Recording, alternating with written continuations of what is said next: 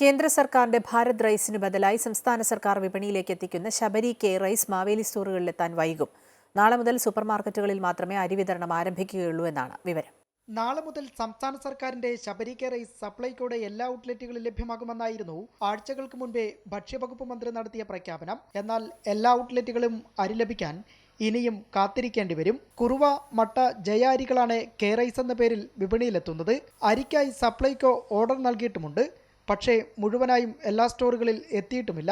അതിനാൽ സപ്ലൈകോയുടെ സൂപ്പർ മാർക്കറ്റുകൾ വഴിയാകും തുടക്കത്തിൽ അരി വിതരണം.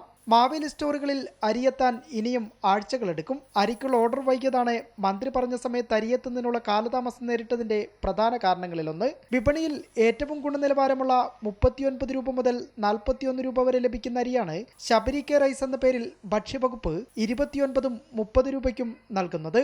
ലോക്സഭാ തെരഞ്ഞെടുപ്പ് പ്രഖ്യാപനം വരും മുമ്പേ അരി പൂർണ്ണതോതിൽ ലഭ്യമാക്കാനാണ് വകുപ്പിന്റെ നീക്കം. നാളെ മുതൽ സപ്ലൈകോയിൽ എല്ലാ സബ്സിഡി സാധനങ്ങളും ലഭ്യമാക്കുമെന്നും മന്ത്രി നേരത്തെ വ്യക്തമാക്കിയിരുന്നു.